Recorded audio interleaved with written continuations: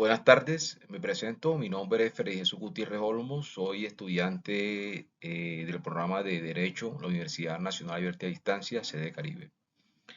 Eh, Me dispongo a realizar explicación de las diapositivas referente a caso de desalojo forzado en UME, Bogotá.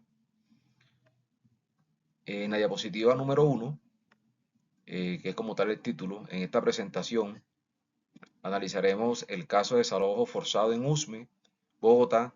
Revisaremos los derechos vulnerados, las partes implicadas y los principales impactos políticos, económicos, sociales, ambientales y culturales.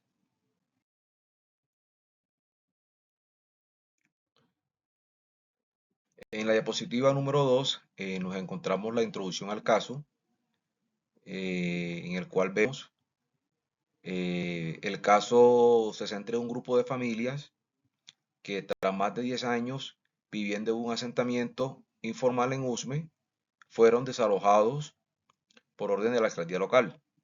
Las viviendas fueron demolidas sin orden judicial y sin ofrecer indemnización o reubicación a ese personal que estuvo temporalmente utilizando un terreno que no les pertenecía.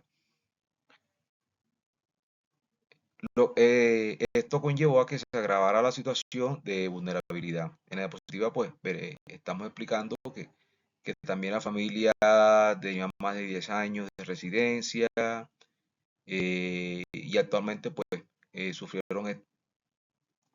En la diapositiva 3 hablamos sobre los derechos en colisión. En este caso, se ve afectados varios de los derechos fundamentales que nos encontramos consignados en la Constitución colombiana, en cual es el derecho a la vivienda digna, el derecho al debido proceso y a la defensa, la dignidad humana y los derechos de los niños y las familias. Estos derechos, reconocidos ante la Constitución colombiana de 1991, y además en tratados internacionales fueron desconocidos por las autoridades locales, solamente cumplieron una orden judicial de desalojo.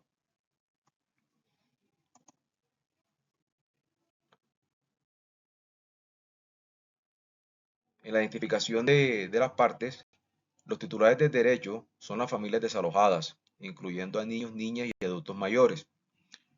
La entidad responsable de la vulneración fue la alcaldía local de Usme, que ordenó el desalojo de una manera arbitraria. También se identifican como actores relevantes a la comunidad en general, organizaciones sociales y los jueces que podrían intervenir mediante acciones constitucionales de cuales restituyan el derecho a las personas a las cuales fueron vulneradas.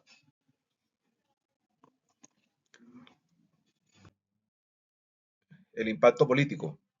En el ámbito político, el caso genera desconfianza hacia las instituciones y revela la ausencia de políticas de vivienda digna y social adecuada.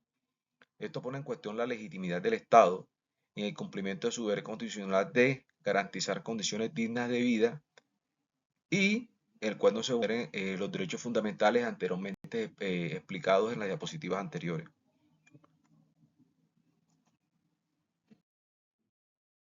En el impacto económico, económicamente las familias perdieron su patrimonio construido durante los años, se dicen que eran 10 años, lo que aumentó la pobreza y la exclusión social.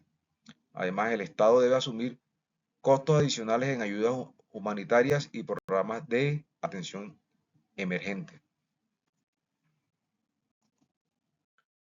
El impacto social. En el impacto social, socialmente el desalojo rompe la cohesión comunitaria, afecta el tejido social y aumenta la vulnerabilidad de las familias, tanto de niños, jóvenes, adultos, mayores, los cuales quedan a la merced de lo que pueda ocurrir.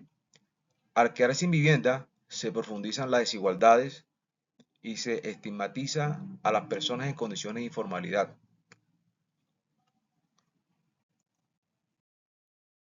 En el impacto ambiental, el desalojo también tiene percusiones ambientales. La demolición de viviendas genera escombros y residuos que afectan el entorno urbano. Además, se produce una reconfiguración planificada del territorio que puede generar tensiones sobre el uso del suelo. ¿Por qué? Porque no se les ha dicho a esas familias, las cuales fueran vulnerables, cuál fue su situación actual y qué se va a hacer con los predios esos, si se restituyen a la alcaldía o a quien pertenecen o posteriormente a través de un juez se restituye ese terreno a ellos y ellos puedan seguir viviendo en ese lugar. En el impacto cultural, en el impacto cultural, en el ámbito, en el ámbito cultural, las familias pierden su arraigo y el territorio y sus prácticas comunitarias. Esto implica una afectación a la identidad colectiva y a la memoria histórica de quienes habían construido allí sus vínculos sociales y culturales. Hay una amistad, hay una familiaridad entre los vecinos, entonces se sientan vulnerados a eso. Podemos concluir lo siguiente. En conclusión, esta es una evidencia de choque entre el interés público, proyecto de vida social y los derechos fundamentales de la familia. La actuación sin garantías procesales vulnera el constitucionalismo democrático y se requiere enfoque integral en políticas de vivienda que respete derechos fundamentales, sostenibilidad social y ambiental.